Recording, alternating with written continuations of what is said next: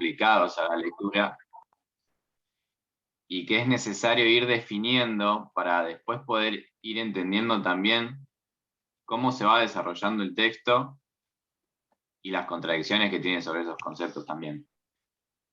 Primero, tendríamos que definir, creo yo, physis y nomos, que es la contradicción y también en cierta parte del texto la convivencia entre estos dos términos en la que se desarrolla casi todo el escrito, ¿no? ¿Alguien me puede definir qué son physis y nomos? Sí, yo lo busqué, y Piscis, naturaleza, y Nomos, ley de la ciudad. Es lo que encontré. Mientras iba Bien, leyendo, iba buscando lo que no entendía. ¿Puede ser que bien. nomos viene de hombre? Disculpa que te Sí, interrumpí. sería lo creado e impuesto por el hombre de la polis, en este caso. Claro. Serían las Claro, leyes de los ley de la hombres ciudad. en contraposición a la ley natural. Y ahí encontramos Bien. otro término diferente que tiene diferentes acepciones mediante se va desarrollando el texto, que es natural, ¿no? ¿Qué entendemos por natural en este texto?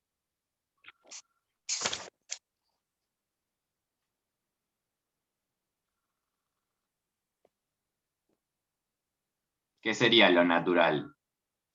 Nosotros entendemos el Hola, derecho buen día. natural como un derecho inherente, ¿no? Un derecho al que tiene cada uno solamente Sí. por el hecho de nacer y ser humano. Ahora, Por el el hecho de texto existir. tiene una diferente conceptualización de lo que es natural. ¿Qué sería natural para la antigua Grecia? Puede ser lo que proviene de un orden superior. Bien, excelente. Lo divino. Proviene de un orden superior. En este caso, en la antigua Grecia, el orden superior eran... ¿Qué sería el orden superior? Lo divino. Los dioses. Lo divino, dioses. exactamente.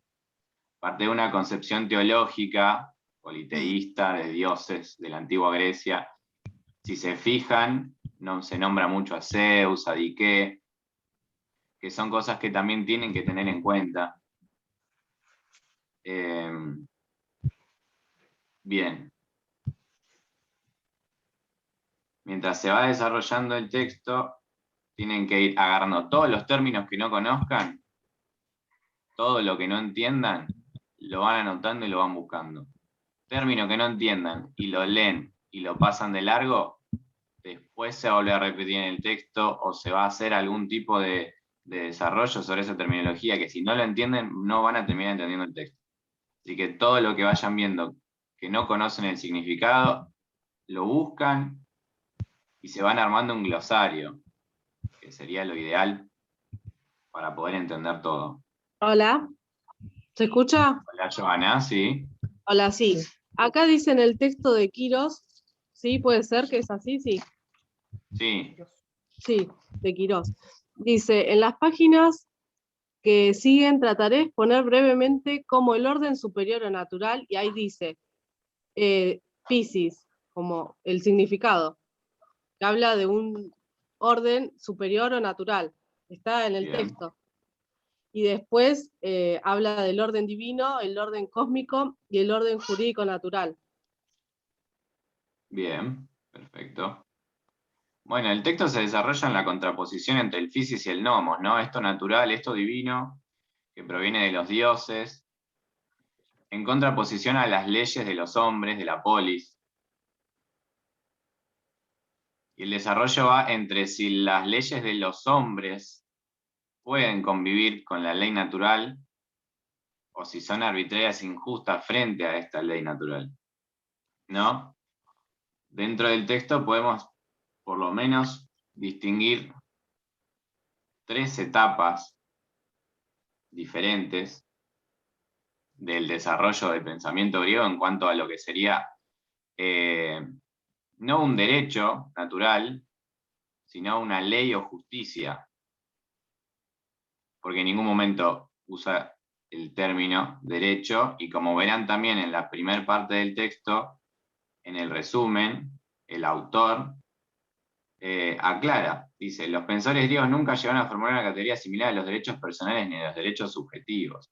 Entonces estamos hablando de una categoría totalmente diferente al derecho. Estamos hablando más bien de justicia o de ley. Como un orden cósmico, ¿no? Como Claro. una cosa natural que el hombre le interpreta así, digamos. Exacto. Por eso, Claro.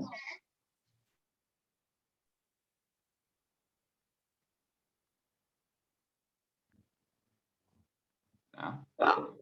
Vamos, Nazarena, ahí está. Dale. Bien, perfecto. Para seguir con la comprensión del texto, tendríamos que identificar diferentes etapas del desarrollo del pensamiento griego ante esta contradicción de physis y nomos. Yo por mi parte identifiqué 3 etapas diferentes, que para entender cuál es el cambio de etapa en el pensamiento, como indicaba hoy el doctor García, tienen que encontrar puntos de quiebre dentro del texto para entender dónde está el cambio. Y esos puntos de quiebre pueden ser desde hechos hasta autores y referencias de pensadores, en el caso de este texto, en el que cambia la concepción entre physis y nomos, ley natural y ley de los hombres. Por ejemplo, en este texto yo marqué 3 etapas diferentes. Una primera etapa de naturalismo jurídico, o sea, fíjense todas las veces que usa la palabra natural, lean el texto, reléanlo, fíjense todas las veces que usa naturaleza, natural, naturalismo, y vayan viendo cómo acompaña la palabra para ver que tiene un montón de diferentes acepciones, así que no se confíen también con la terminología que muchas veces puede ir cambiando. Bueno, la primera etapa habla de un naturalismo jurídico. Los pensadores en esta etapa decían que había que vivir de acuerdo con la naturaleza. Esto es textual del texto. Vivir de acuerdo con la naturaleza, pero una naturaleza fáctica, físico-cósmica, tal como lo hacían los animales al seguir sus instintos. O sea, estamos entendiendo que están negando al nomos, la ley del hombre, fíjense como acá empieza physis y nomos, en una contradicción. La ley, para ellos, para los pensadores de esta primera etapa, la ley del hombre es totalmente arbitraria e injusta frente a la ley natural, que sería la ley divina. Bien. ¿Alguien puede indicar, a ver, cuál es el quiebre de esta tendencia de pensamiento? ¿Alguien que lo haya leído? Si lo pudo haber identificado.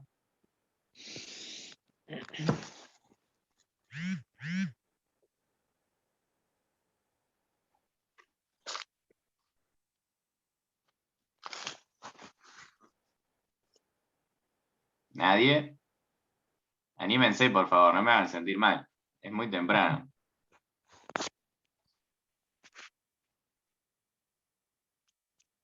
A ver, chicos, ahí, además de para no hacerlo sentir mal a Nazareno, Ahí es está, una ahí cuestión. está. Alguien contestó, Ahí está, muy muy bien. Excelente. Bien, Elizabeth, si te animás a abrir el micrófono o a escribir en el chat, no pasa nada. Si te animás a explicar acá esta dice, etapa. la Mira, Piscis yo a la no que se también. refieren tales Pitágoras y Aleximandro, Heráclito, y nombra algunos. En la página 67, ¿puede ser? Bien. Ahí tiene una aproximación, pero yo me refería más al periodo socrático, ¿no? Al pensamiento de Sócrates, que ya pasa de quizás a toda una tendencia de pensamiento totalmente distinta a lo que venía haciendo el naturalismo jurídico, ¿no? ¿Alguien me puede explicar un Como poquito que por se arriba? menosprecia la virtud. ¿Cómo? Anto. Se menosprecia la virtud. Se menosprecia la virtud. Bien. Ah, ¿Qué sería que se menosprecia la virtud? Vamos, intentemos no agarrar frases del texto sí, acá y dice vemos cómo lo textual. podemos ir también definiendo todo. ¿Qué sería se desprecia la virtud? No, bueno, no sé a qué hizo referencia, pero volviendo a lo de Sócrates que habías dicho, acá dice: tampoco los sofistas admitieron un orden racional universal que debieran que debiera ser seguido con independencia de lo establecido por el nomos. Creo que ese es el quiebre. Bien, ahí hay un quiebre, pero en el pensamiento de Sócrates, que es donde se ve el verdadero quiebre. Verónica, ¿estás levantando la mano? Sí, yo anoté porque lo resumí, pero bueno, ahora no encuentro de dónde, porque bueno, es medio complicado y no tengo papeles, no lo tengo impreso. Dice, el que sí cree en un orden superior, Sócrates, de la justicia, que no se reducía a la fisis biológica. Creía en un orden jurídico asequible a la razón humana. La razón mostraba otros senderos más adecuados para las relaciones humanas. Si era legal para el nomos, era indiscutible. Perfecto, bueno. Les marco la página 70, última parte. 70 y 71. Perfecto. Fíjense, dice, el punto de inflexión de esta época lo encontramos en Sócrates. Bien, tienen que entender bien el pensamiento de Sócrates y cómo entra en este caso. Fíjense, ahí tiene otro término, razón. Tienen que definir qué es la razón para Sócrates para poder entender en qué se basa para hacer ese quiebre en el pensamiento del naturalismo jurídico que veníamos viendo en la primera parte. Después hace un repaso por Platón, ¿no? Que fue discípulo de Sócrates. Ahí tienen otro término que es el mundo de las ideas, por ejemplo. ¿Qué es el mundo de las ideas? Sí, acá en la Disposiciones página del hombre. 71, así lo asumió su discípulo, Platón, que era en la República, y ahí en la 71 habla de las leyes, la idea de justicia, ¿no? Bien, fíjense que dice, ni siquiera consideró necesario la justificación del orden positivo, ¿no? Como que deja de lado todo esto de la ley natural y la contradicción entre las leyes del hombre y la ley natural, y basan todo a la razón del hombre, ¿no? Todo lo que se legisla entre hombres dentro de la polis es verdaderamente ley y justicia, y pasa de lo natural, de lo teológico, de lo proveniente de un orden superior.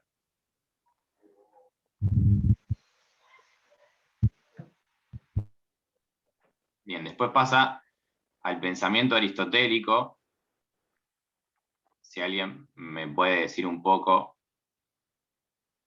una base del pensamiento de Aristóteles en el texto.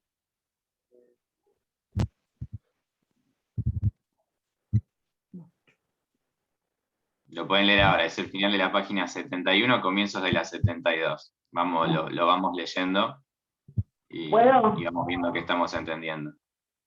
Nasa, puede ser que lo que está pidiendo sería que, como dice acá en el texto, que él puso más bases sólidas sobre los pensamientos del orden jurídico universal. Lo separó más en lo que sería, ¿cómo te puedo explicar? Separó más la existencia natural de lo jurídico y demás, puso un orden en todo el pensamiento que venía trayendo el hombre hasta en ese momento.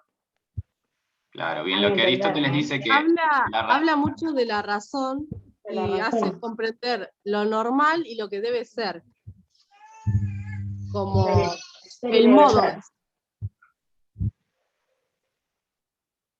Ahí, perdón que me meta, ahí están incorporando algunas cuestiones que está bueno el análisis que están haciendo, que van casi hasta más, que tienen casi más que ver con la segunda parte de la lectura, que es las consecuencias de ese análisis que hoy Nazareno les hacía con las preguntas, y que está muy bueno que sea, o sea, que algunos ya lo hayan visualizado, porque apunta más a eso. Están planteando algunos conceptos que no me voy a meter porque los va a desarrollar Ana, pero me parece el planteo que hacen recién las chicas, me parece que es un principio de lo que es casi la consecuencia o el análisis al que va tendiendo la lectura en la segunda parte, lo que habla de que hay una comprensión ya de lo primero. La verdad que están más que encaminadas, muy bien. Ese es a ver, yo porque me meto y decir, este es el objetivo. que ustedes vayan vislumbrando, familiarizándose con esos conceptos y que en algunos casos les permita ir arribando a esas conclusiones de esas cosas, y que los que no entienden o les faltan esas cuestiones las pregunten. Por eso es tan importante generar ida y vuelta, porque hay conceptos acá, como los que les marcaba Nazareno, que son complejos, que no los han visto nunca, que seguramente no se van a familiarizar, porque hay muchos de esos conceptos que no los van a volver a ver nunca más, pero que generan ese proceso de pensamiento para que ustedes vayan visualizando todas las lecturas. Por eso es importante esto de intercambiarlo. Así que, la verdad, muy bien. Muy bien, día felicitado, decían en el colegio antes. Sigan, chicos, ustedes. ¿Sigo? Bien, fíjense en la página 72. Hay una parte escrita donde está muy textual y muy literal, la parte en donde dice: de este modo habría el camino para desterrar el naturalismo jurídico. Bien, a ver si alguien la puede encontrar en la página 72. Y si alguien nos puede contar a todos cómo es esto de desterrar el naturalismo jurídico. ¿Cuál era la idea que proponía Aristóteles que desterraba el naturalismo jurídico, ¿no? Ya definimos qué era naturalismo jurídico, ¿no? Esto de vivir sobre lo biológico, sobre lo natural, sobre lo instintivo del hombre. Pero Aristóteles mete en esto la razón y las ideas del hombre, y pone que todo lo que el hombre siente y lo que hace lleva a lo verdaderamente natural, ¿no?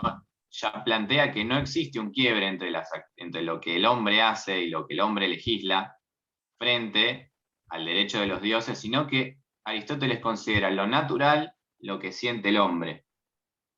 A ver si alguien me puede... Pero también dice, Sereno, pero también dice más adelante que no era ideal, que esa esencia humana no era ideal, sino apreciable en cada persona real por ser común a todas. El conocimiento que adquiría de esa naturaleza que traía el hombre debía ser, o sea, yo lo tomo como que debía ser expuesta para que todos la conocieran a lo que estamos teniendo hoy en día, que son las leyes de conocimiento. Porque, como habíamos leído antes, en uno de los textos decía que la historia venía pasada de generación en generación, de oído a oído.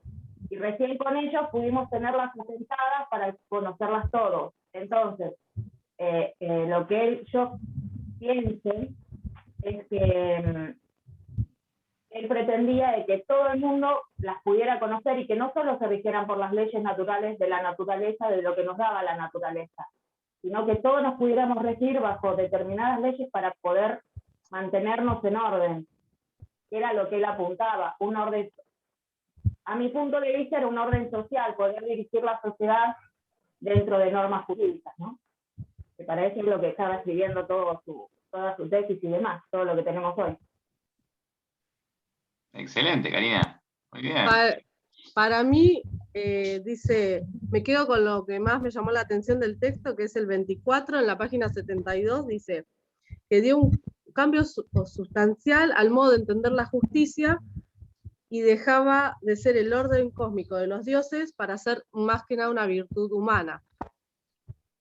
¿No? Entonces ya se empieza a usar la razón de Aristóteles, y como en la página 72 hay palabras que son nexos claves para el texto, que dice normal, modo de ser, como el ordenamiento. Eso es lo que más me quedó de la página 72. Perfecto, fíjense que todas esas palabras están en cursiva. Todo lo que vean diferente o resaltado en el texto, préstenle atención y también vayan definiéndolo y fijándose todos los conceptos, por qué los usa, por qué están resaltados. Todo eso les va a ayudar a poder ir desentrañando el texto. Fabián, ¿ibas a decir algo? Sí, no, quería agregarle, Nazareno, que Platón, en la República, en su obra famosa, imagina Sócrates, porque Sócrates no escribió, pero bueno, él habla de un mundo ideal, es el padre de la filosofía ideal y la metafísica. Como bien dijo una compañera de ustedes, la razón comienza a surgir ya a partir de la evolución del hombre, ¿no? A veces fue tapado también en la Edad Media, pero la razón y la fe fueron dos luchas que tuvo el hombre, el pensar y no el pensar en una deidad, en una divinidad como una norma jurídica universal, sin importar qué era lo justo y lo injusto, sino pensar del razonamiento de comprensión, comprender al otro, en sus virtudes. Eso hablaba Aristóteles. Entonces rompe ahí hay un quiebre entre estos dos pensadores. Por supuesto, uno fue discípulo y el otro fue el maestro, pero a veces el discípulo supera al maestro. Entonces Aristóteles empieza a hablar de la forma de razonar la naturaleza. Entonces, las inclinaciones que pueda tener un hombre a trabajar como esclavo no es la misma inclinación de un hombre que tenga un cargo político. Lo que quiere explicar Aristóteles es una sociedad esclavista, en el fondo. ¿Me entienden? Entonces lo usa a través de la razón. Cuando Aristóteles, no lo dice acá, lo dice en otras obras, hay hombres que nacen para mandar y otros para obedecer. Entonces él va explicando las características del ser humano. Hay seres humanos que es eso, por eso habla de la esencia acá. Justamente en la página 72. Ahí rompen un poco con lo que piensa Platón. Conocer a la persona, en su esencia, sus virtudes, sus bienes, sus costumbres. Tengo una Eso pregunta. va explicando un poco la sociedad de aquella época. No sé si Nazareno está ahí, más o menos estamos un poquito... Después habla así de la justicia, eso hay que tener en cuenta que no es el derecho, todavía no sé, que ya era otra cosa para Aristóteles, más abajo de esa página. La vida del hombre fuera adecuada o no a su naturaleza, proponía conocer al ser humano tal como era, su modo propio de ser. Algunos eran esclavos, y otros mandaban a esos esclavos. Estaba justificando una sociedad esclavista. Eso es en esencia. Proponía conocer cómo eran sus inclinaciones, su bien y su fin, trascendiendo lo puramente físico. Nuestra inteligencia, partiendo de las personas reales, con sus circunstancias, dice, sería capaz de conocer su esencia y concluir un universal. La esencia humana no era ideal, como sí lo afirmaría Platón, sino apreciable a cada persona real, por ser común a todas, y tras el proceso de conocimiento, ser accesible, mejor dicho, a nuestra mente. Es lo que percibía a través de sus sentimientos, de su conocimiento, Aristóteles. Eran maestros ellos, ¿no? Profesores de aquella época. Una vez captado el modo de ser de la persona, la razón sería capaz de descubrir las exigencias y normas naturales que le sean propias para alcanzar los bienes humanos de un modo adecuado. Entonces, hay seres humanos que pueden alcanzar un cierto estatus social en Grecia, como ser los aristoi, por ahí me estoy yendo del tema, los mejores, y hay otros que no, que tendrán que hacer otros trabajos como cosechar, ¿se entienden? Un poquito, eso es lo que quiere explicar Aristóteles. No es que hablaba porque era un loco, iba caminando por ahí por Grecia, bajaba a la playa y hablaba a la gente. Le hablaba a la gente, le hablaba a los eruditos de aquella, la élite, ¿no? Pero entonces explicaba de esta manera. Y rompe con el estado ideal que propuso de alguna manera el padre del idealismo filosófico, que fue Platón, que tiene sus cosas interesantes. Si alguien quería preguntar algo, no sé. Aristóteles hace referencia a la ¿Te escucha bajito? Sí. No te escuché porque no andan bien los micrófonos. Seguimos entonces. Seguimos, Nazareno, dale. Bien. Vamos a ir un poco más atrás en el texto, ahora que Fabián hizo esta aclaración. Fíjense que también es muy importante, no se salten ninguna nota al pie.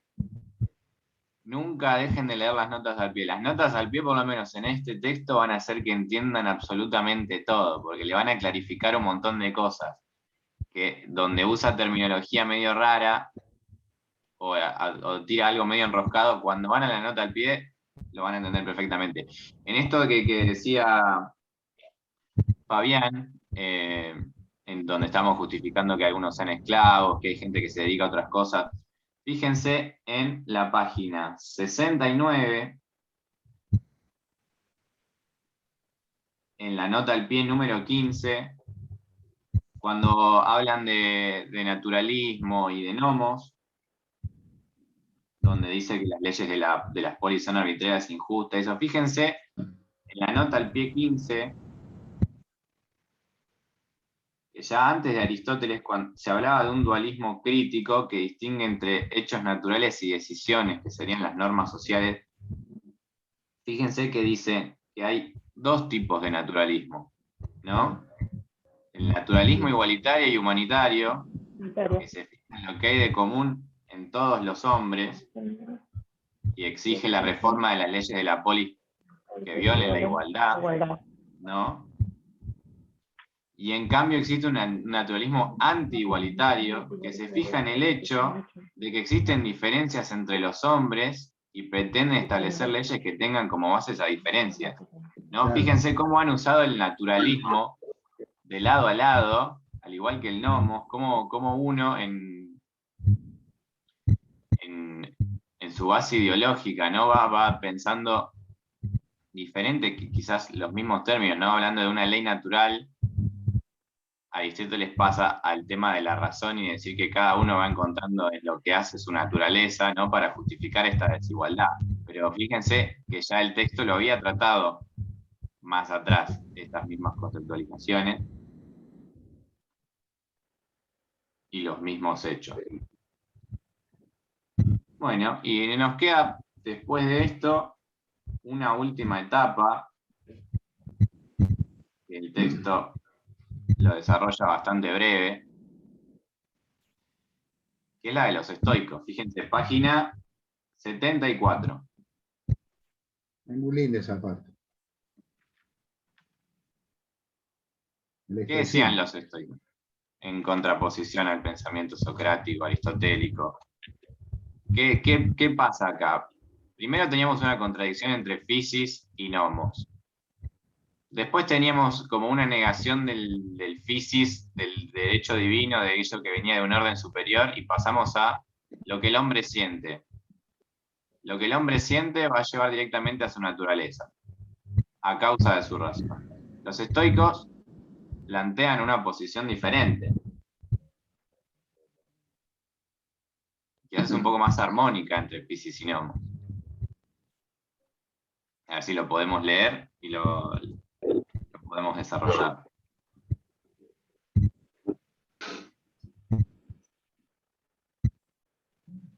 ¿Quieren que lo lea desde los estoicos? Dale. Sí. Los estoicos dieron un paso más en el terreno jurídico con sus propuestas sobre ley natural que regulaba y hacía posible el desarrollo armónico del universo. Esta ley, única para todo lo creado, se hacía asequible, acá hay una palabra, ¿no? Que es asequible al conocimiento humano a través de la razón natural, sin necesidad de más ayuda que sus propias facultades. El hombre estaba naturalmente dotado para conocer el orden natural, el orden de la naturaleza que le era propio y seguirlo. Y ahí está el 28. Pero su planteamiento continúa en el marco del naturalismo jurídico al enfocar desde una perspectiva físico-cósmica y etimológica el carácter normativo de los nomos. ¿Quieren hablar? No, sí. Sometido a los factores naturales, objetivos de carácter universal, que solo lo condicionan. ¿Se va entendiendo bien o se escucha con dificultad? Sí. En la medida en que la razón natural conocía rectamente ese orden, en el que captaba rectamente lo establecido por la ley natural, el hombre podría conocer lo que era más ajustado y adecuado a su naturaleza. Y sigue en la otra página. Así como las pautas que debían seguir en su comportamiento. Su propuesta consistió en el que el hombre viviera conforme a lo dispuesto en esa ley, en esa ley para él. En tanto lo jurídico como en lo moral, el 29, aunque solo disertaron sobre la ley natural, no solo el derecho natural. Sus adopciones fueron una gran utilidad para la elaboración de la doctrina sobre el derecho natural por los pensadores posteriores, su carácter universal e inmutable y su plena accesibilidad a la razón humana del hombre. Hizo que los juristas lo consideraran como una causa que daba origen al derecho natural más amplio que la ley. Y va al 30 y terminó. Ese párrafo, empieza el 2 después. Bien, perfecto. Bueno, la parte 2 la va a explicar Ana ahora en 2 minutitos. Fue bastante, bueno. Pero bueno, disculpen, es muy claro la última parte del texto. Sí, disculpen cómo lo leí. He tenido No, por algunos... favor, está excelente. Pero bueno, muchas gracias por... Es la primera vez que leo un texto, ¿no? Así que bueno, gracias por darme el espacio también. No, por favor. Micrónica, ¿estás levantando la mano? Sí, anda mi micrófono porque ¿me escuchan? Sí. No, quería hacer una pregunta porque eso siempre o sea, creo que estos, a partir de estas teorías filosóficas desde Sócrates, Platón, empiezan a conocer al hombre o a dar a conocer el hombre, cosa que previamente no, pero en realidad la justicia está todavía bajo la divinidad, digamos, ¿no? O sea, es como que empiezan a tener una noción de ver al hombre, pero no que, digamos, que las reglas y las normas eran a partir del hombre. O entiendo mal, o como que tengo esa idea más de la parte filosófica. No, estás en lo correcto. La divinidad siempre está. Claro. La divinidad siempre está. El politeísmo siempre está. Eso no estás desacertada. Está bien. Yo lo que he leído de filosofía, pero no, o sea, como que... No, está bien. Para empezar a razonar el tema, que no es fácil para nadie, los filósofos antiguos, no, prácticamente, deberían razonar. La divinidad siempre está. La creencia en Dios y en los dioses siempre va a estar. Totalmente de acuerdo. Porque en sí la filosofía es una forma de vida también, del pensar. No es que eran delirantes, se llama. Algunos, hoy por hoy, en el siglo XXI, ya analizamos qué pensaba esta gente. Realmente eran ellos, los dioses y no los dioses que estaban. ¿Me entendés? Porque realmente pensar eso en aquella época era bastante avanzado. No sé si me entendés. Comprendamos, estamos hablando de cientos de siglos antes de Cristo también. Entonces, eran personas que eran muy evolucionadas. Y vos decís, ¿cómo puede ser? Sí, puede ser. Pero está bien pensado. La divinidad siempre estuvo. No sé quién, alguien levantó la manito por ahí. No, y la característica ahí de todo el derecho antiguo, en las comisiones se los han venido marcando cada uno de los profes, es una cuestión. Derecho está relacionado en todo el mundo antiguo con la religión y las divinidades, es decir, la construcción del derecho parte de esas cuestiones, por eso es importante lo que dice Verónica, y por ahí lo va bien en cada uno de los pueblos, y vamos a ver cómo esto se va a ir modificando después con la construcción del derecho positivo y con la positivización del derecho a partir de algo que seguro Ana les va a marcar ahora con el tema del concepto de derecho individual que nosotros tenemos y que los griegos no tenían. Gracias. Profe, por eso, ¿no? Acá en uno de las aclaraciones del texto hay uno que es el número 20, donde habla de las leyes. Empieza diciendo que las leyes del último modelo platónico, ¿no es cierto?, dicen que no son más que la expresión de un orden adecuado de la divinidad, creo que lo había leído uno de los profes, y dice contra Protágoras, dice Platón, que Dios es la medida de todas las cosas.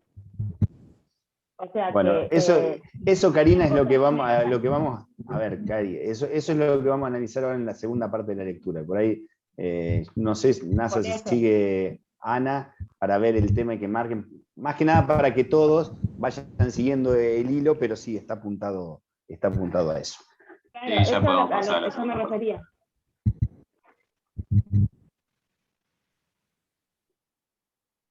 Sí, yo por ahí quedó un poquito, aprovecho el silencio, este hueco. Protágoras, como sofista, decía que el hombre era la medida de todas las cosas.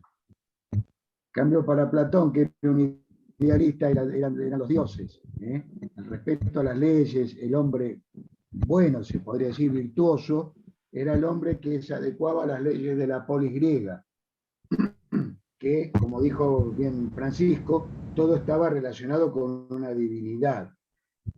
Cuando empieza la razón, cuando el hombre, Aristóteles, empieza a romper con eso, Protágoras y los sofistas, Protágoras fue de esa famosa frase cuando dice el hombre es la medida de todas las cosas. Ya empieza un antropocentrismo ahí a trabajar un poquito en el pensamiento del hombre, pero nunca se deja de pensar en los dioses. Eso va a seguir. Nada más que eso. Uno más para los dioses y otro más pensando para el hombre. En el caso de Protágoras. Eso está en otros libros, pero bueno, más o menos eso te quería hacer ese agregado. Sigamos, dale Nazareno. Ya puede empezar Anita con la segunda parte, me parece. ¿Estamos bien? ¿Alguien quiere agregar algo más sobre eso? Bueno, arrancamos entonces si quieren. Bueno, primero buenos días a todos. Bueno, yo soy Ana Blasi para los que no me conocen. Y bueno, vamos a tratar en este ratito que queda, tratar de cerrar un poco la lectura, analizando lo que es el segundo de los títulos que nos presenta el autor, que está titulado como Los derechos en el pensamiento griego. Bueno, van a darse cuenta de que esta parte del texto es un poco más sencilla de leer que lo que fue la anterior, pero me parece perfecto que hayamos analizado bien profundo los conceptos porque los vamos a necesitar para poder comprender a qué se hace referencia en esta parte. Yo creo que, o sea, lo primero que nosotros tenemos que hacer cuando nos enfrentamos a los textos, esto lo voy a repetir bastante seguido, pero es ir tratando de encontrar lo que son los puntos centrales, o sea, lo que los autores quieren que nosotros saquemos y podamos aprovechar de su texto. Y acá yo identifiqué, que por ahí les sirve a ustedes también para ir después rellenando sobre esto, 3 ideas centrales o 3 preguntas que nosotros vamos a tener que responder en base a lo que plantea en el texto. Y acá hay 3 puntos claves para analizar. Primero, si podemos nosotros afirmar que en la antigua Grecia existían los derechos individuales, que después ustedes ya creo que van a saber decir la respuesta con todo lo que también estuvimos hablando. Después, ¿en qué se van a fundamentar las garantías que tenían los griegos? Y también esto de si eran iguales para todos, un poco de eso también ya tenemos las bases como para entenderlo, de lo que estuvimos viendo recién. Y por último, ¿por qué no necesitaron la figura de los derechos? Y acá ya medio que spoileé la respuesta a la primera pregunta, pero bueno, yo, si les parece, voy haciendo algunas preguntas, a ver si ustedes pueden identificar en el texto la respuesta, como hizo Mili. Y bueno, para arrancar, primero, ¿podemos decir que en Grecia existían o había los derechos individuales como los concebimos hoy? ¿Qué les parece a ustedes? Que no, perfecto. ¿Y por qué no apareció entonces entre los griegos esta noción de derechos individuales? Esto ya los voy situando, que es lo primero que nosotros vemos que se analiza en el texto en la página 15. A ver si alguno encuentra un poco la razón de por qué. Karina, está levantando la mano, ¿no? Porque el punto de partida de ellos era el orden jurídico de la comunidad en realidad, y no particular de cada uno de los individuos. Claro, perfecto. Es eso, justamente de que parten de una premisa distinta, claro, bien, sí, o sea, lo que se tiende es eso, a la comunidad y a velar por este bien común. Y quiero hacer una aclaración de lo que yo estaba pensando, que por ahí también sirve para los posteriores talleres, porque en todo el desarrollo de la materia nos va a pasar esto. Vamos a tal vez leer algunos supuestos, hechos, situaciones, y nosotros tendemos a mirarlo con la mirada actual.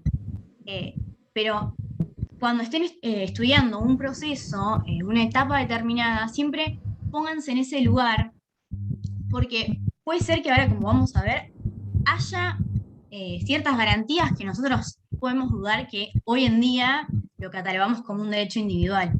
Pero sitúense en ese proceso histórico, no lo miren con la mirada del hoy, ¿no? Y ahora, bueno, bien, siguiendo con este hilo de análisis, los griegos. Dijimos entonces que no podemos decir que tenían derechos individuales, pero ¿tenían alguna garantía jurídica reconocida que pudieron identificar en el texto? Eso también ahí, creo que página 15, 16, vamos por ahí. O estaban totalmente desprotegidos.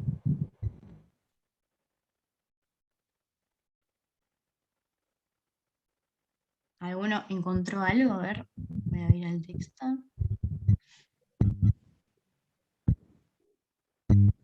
Miren, arranca ya el análisis en la página 15. ¿Puede ser que la garantía sea el bien común? Miren, para que nos ubiquemos un poco, ¿quién habló recién? Lucía, ¿no? Sí. ¿Lucía? ¿Tenés el texto a mano? Sí. Mira, ¿querés leer el segundo párrafo de ese título, Los derechos en el pensamiento griego, el segundo párrafo? Dice, sin embargo, el que los griegos carecieran de la noción de derechos individuales no significa que no protegieran determinadas libertades, facultades de obras o bienes personales que por nuestra mentalidad no pueden constituir otra categoría más que la de derechos individuales. Así afirma. Hasta ahí está bien. Perfecto. Bueno, gracias. Entonces vemos que acá ya nos empieza a analizar el texto, que existían ciertas garantías, se les resguardaban ciertas libertades, pero no estaban definidos ni catalogados como derechos individuales, justamente por esto que nos decía Karina. Ahora, para agregar un poco a esta cuestión de si se les reconocía o no alguna garantía jurídica, me parece que es interesante, y ustedes también lo fueron poniendo de relevancia, de la importancia que tiene en el texto las notas al pie. Creo que era Joana que había mencionado esto de que en las notas al pie habría todavía más información que vamos a necesitar para terminar de comprender. Y relativo a esto, está muy clara la nota 36 de la página 17. ¿Alguno lo puede leer? Así lo compartimos entre todos. De la página 17, perdón, o sea, 17 que es la 77.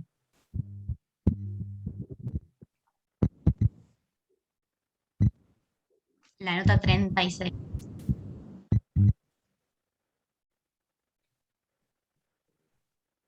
Si no la leo yo, pero bueno, si alguno quería. Perdón, Lucía. ¿me podés repetir el número de nota? Sí, la nota 36 de la página, depende si están mirando la página del texto, 37. Es la 77, claro, si no la 17. Dice, reconoce... Sí, el que quieras. Sí, Karina o Lucía, quien quiera. Reconoce Sancho Rocha que en el fondo, aunque no se llamara derechos, el derecho a la propiedad era proclamado anualmente por el Arconte. Y más de declaraciones, fue respetado a lo largo de 2 siglos, a pesar de los defectos de la justicia popular. Al individuo se le reconocía ciertas garantías, como que no se le aplicaran leyes obsoletas y leyes redactadas a medida del delito. ¿Okay? Sí, seguí un poquitito más. Y... A idéntico delito se aplicaba el mismo texto legal. Todo el mundo tenía derecho a juicio y defensa. La tortura estaba prohibida para los ciudadanos. Perfecto. Bueno, entonces esta nota nos ejemplifica un poco esto que leímos anteriormente, de que si bien no estaba ese vocablo no estaba la palabra derechos individuales, no podemos desconocer que igualmente en Grecia sí se reconocían ciertas libertades y ciertas garantías. Entonces, con esto más o menos ya cerramos lo que es el análisis de la primera pregunta o del primer eje que tenemos a identificar, ¿no? No podemos afirmar que en Grecia había derechos individuales como los conocemos hoy, pero eso no quiere decir que no se encuentren protegidas ciertas garantías o ciertas libertades. Ahora, avanzando un poquito más en la lectura, un cortito de tiempo, vamos a tratar de analizar el segundo punto. Es decir, bueno, se reconocían ciertas garantías como recién leyó la compañera, pero ¿en qué se fundamentaban esas garantías? ¿Y eran iguales para todos los habitantes de la polis esas garantías? Bueno, y ahí tenemos que volver un poco a lo que, a los conceptos que veníamos utilizando hasta ahora, a lo que explicó Nazareno de la fisis y el nomos, porque estas garantías y estas libertades que se reconocían estaban muy vinculadas con el estatus que tenían las personas, y eso también está orientado a lo que también decía el profesor Fabián. Y acá el texto, lo leo yo para dar un ejemplo, porque si no nos vamos a extender mucho, habla de cómo, por ejemplo, los padres no tenían un derecho en sentido estricto de educar a los hijos, pero sí tenían esta situación jurídica que estaba garantizada por el nomos. Entonces esa situación jurídica que existía entre padres e hijos era lo que le permitía realizar determinadas actividades y de esa forma se protegían ciertas garantías. Lo mismo, bueno, por ejemplo, con el hecho de ser ciudadanos. Pero no podemos afirmar que todos tenían las mismas garantías, y esto también vinculado a lo que Nazareno habló de esa desigualdad que mismo está explicado un poco en este naturalismo que explicaba Nazareno anteriormente. Pero, por ejemplo, no les pregunto, las mujeres en Grecia, ¿tenían estas garantías? ¿Tenían estas libertades? No, ahí está, veo que están haciendo con la cabeza que no. No, solo los ciudadanos de la polis lo tenían, y tampoco Claro. los esclavos.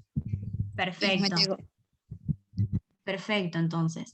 Entonces vemos que eso también está, bueno, vinculados a este estatus personal que tenían, que estaban reconocidos por las leyes positivas. Entonces, ahí vemos que, si bien se reconocían ciertas garantías y ciertas libertades, estaban estas garantías vinculadas al estatus que estaba fijado por la ley. Entonces, no iban a tener las mismas libertades y las mismas garantías los ciudadanos, como bien dijo la compañera, que los extranjeros o que las mujeres, por ejemplo. Y medio como para cerrar un poco, después si alguno de los profesores quiere acotar algo más como para cerrar, vamos ya a pasar al tercer eje. Hablamos entonces de si había o no derechos individuales, hablamos de la fundamentación que estos tenían, vinculados a la noción de fisis y la noción de nomos, hablamos de que no había una igualdad en estas libertades y garantías que se reconocían, y ahora vamos a cerrar un poquito la idea, que un poco sí lo comentamos ya al principio, de por qué no necesitaron esta figura de los derechos individuales. Y acá les voy a pedir que vayan a la página 19 y arrancan la 19 y siguen la página 20, 79 y 80, que, miren, les voy a pedir que alguna lea el último párrafo completo, que está entre la página 79 y 80. Porque Bien. con eso Dale, ya yo lo leo. subimos este último punto. Dale, genial.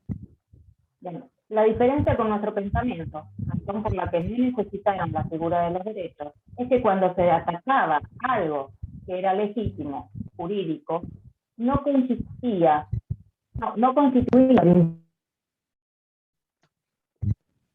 consecuencias, aunque también lo fuera, por supuesto, sino a toda la sociedad. Era un ataque contra el sistema, porque ello, aunque el perjudicado no esquivara los mecanismos de defensa de sus intereses personales contra el infractor, sí podía hacerlo cualquier otro, pues en el perjudicado estaban representados todos los ciudadanos y el interés general de la pena.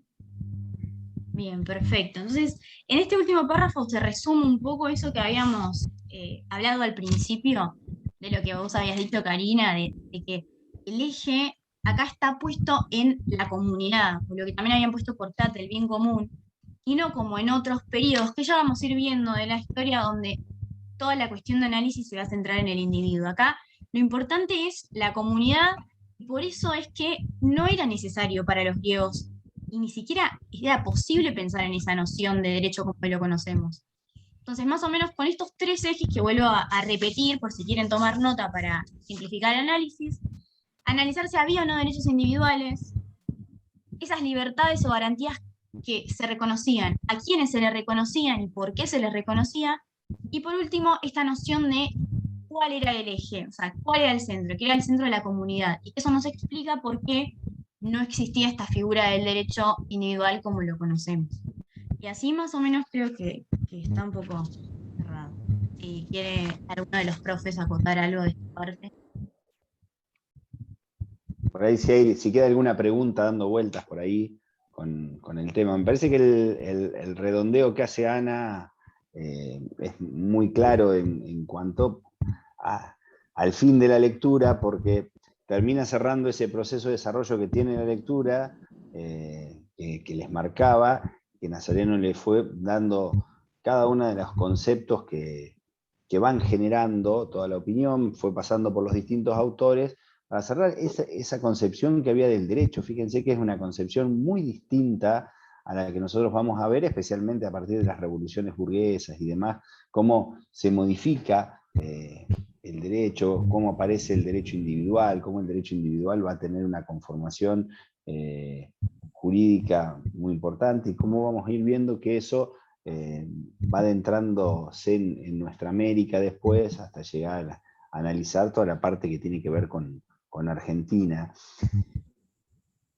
Y cómo en cada periodo el análisis, la influencia y la visión del derecho ha sido distinta. Nosotros después en Argentina, cuando veamos, vamos a notar los distintos periodos, cómo se ven modificados también, y cuáles son las influencias que existen en los cambios jurídicos, que tienen particularidades propias del lugar, pero que también forman parte ya después de una sociedad mucho más grande, y de cambios que se dan también a nivel mundial. Pero me parece que lo último que les termina diciendo Ana, termina de cerrar bien el concepto de derecho y de cómo interpretaban los griegos al derecho, y eso de la asignación del bien común y la no existencia del derecho individual, como nosotros la entendemos, me parece que es importantísimo, porque Nazareno también les marcó en la lectura muchas palabras que se asimilan a concepciones de derecho que van a ser posteriores. Es como cuando en todas estas lecturas del periodo antiguo hablamos de Estado.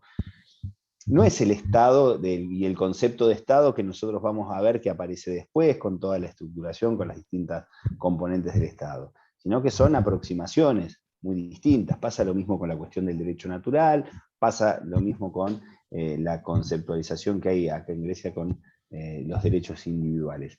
Es distinto. Entonces, por eso me parece que el cierre resume claramente cómo los griegos identificaban el derecho, y me parece que es importante cómo lo han ido trabajando. Yo, más allá de pasarle a Fabián o Horacio, que también ha estado con nosotros, y a los chicos, el desafío de los talleres es esto, que ustedes vengan con las lecturas, que las mastiquen y que las terminemos de procesar entre todos, porque hay lecturas que resultan tener alguna complejidad, donde yo les puedo asegurar una cosa: hoy todos los puntos que siempre hemos evaluado de esas lecturas los hemos visto. Todos los puntos conflictivos los hemos visto. Y a veces cuando nosotros durante las clases de las comisiones se incorporan las lecturas, pero además pasa algo que todos los profes hacen, que es contextualizar el periodo necesariamente. Entonces a veces se nos terminamos no dándole importancia a esas cuestiones que hoy los chicos me parece que las marcaron muy, pero muy claramente, y la verdad que son ejes importantísimos, porque son esas rupturas de cambios normativos que nosotros tenemos que estudiar. Sí. Fabián, Horacio. No, puntualmente lo que bien explicó Ana. Quería agregar algo más. El tema cuando se, digamos, atacaba los intereses de algún individuo, de un ciudadano griego, en su honor, estaban atacando a toda la polis. Esa fue la diferencia del derecho antiguo al derecho actual. ¿Qué significaba? Que la vida pública era más importante que la vida privada. Quien integraba los organismos de una polis griega, de una ciudad-estado, era la plenitud. La vida pública era mucho más importante que la vida privada. Por eso no se hablaba tanto del derecho a la propiedad, pero sí cuando se atacaba el honor. Y otro detalle que era muy importante, en Grecia estaba, digamos, bien visto la discriminación, por ejemplo. Nosotros hoy, por ejemplo, fíjense la diferencia entre ambos derechos, ¿no? La parte legislativa. Hoy si discriminamos somos sancionados. En aquel momento en Grecia era virtuoso discriminar al esclavo, diferenciarse del esclavo. Estaba bien visto. Pero sin embargo, cuando era atacado el honor de un ciudadano griego, atacaban a toda la polis, actuaban todos los organismos. Eso es importante porque la vida pública era muy importante, porque se debatía constantemente entre los ciudadanos griegos la política, la economía, la filosofía y la enseñanza, inclusive el arte también. Así que bueno, no, quería agregar nada más que eso. Muy linda la clase de los chicos, muy bien explicado, Ana, esta parte del derecho en Grecia. Nada más que eso, gracias. Horacio. Gracias. Gracias. ¿Alguien? ¿Alguna duda más? Bueno, el martes que viene seguramente vamos a trabajar algunas lecturas que también tienen algún grado de complejidad bastante más importante.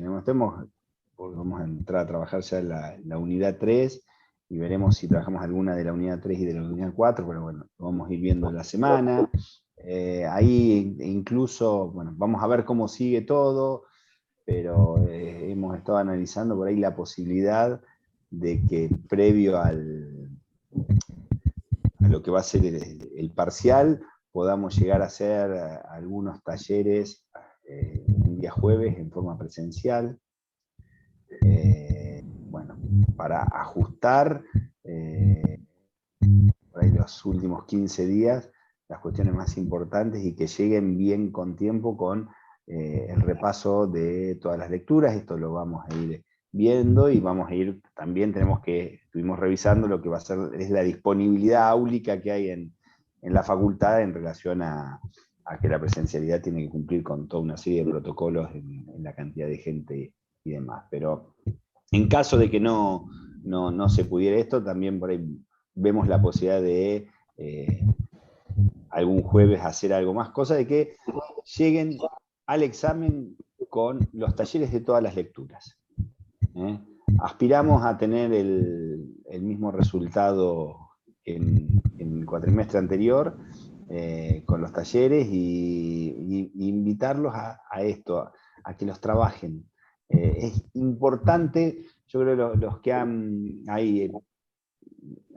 participado mucho, pero es importante que participen, traten de participar más, porque hay cuestiones que en la primera lectura nos quedan dando vueltas, y en la segunda, con las aclaraciones me parece que sirve, y más para reafirmar conceptos para el examen. Así que agradecerles que estén, agradecerles que participen e invitarlos a que participen más, y que estudien. Lo que les dijimos el primer día creo que ha sido claro, es una materia larga, muy larga, que tiene un grado de complejidad que hace unos años no tenía, y que se ha ido modificando, y que exige que todos los días le vayan dedicando un poquito, y de esta manera van a poder llegar bien. Así que nos estamos viendo en la plenaria o en cada una de las comisiones, o si no, el martes que viene en el próximo taller. Un saludo grande para todos, nos estamos viendo. Chao. Chao, muchas gracias. Gracias, profe. Gracias. Gracias. Gracias. Gracias por la clase, chao. Luego. Chao.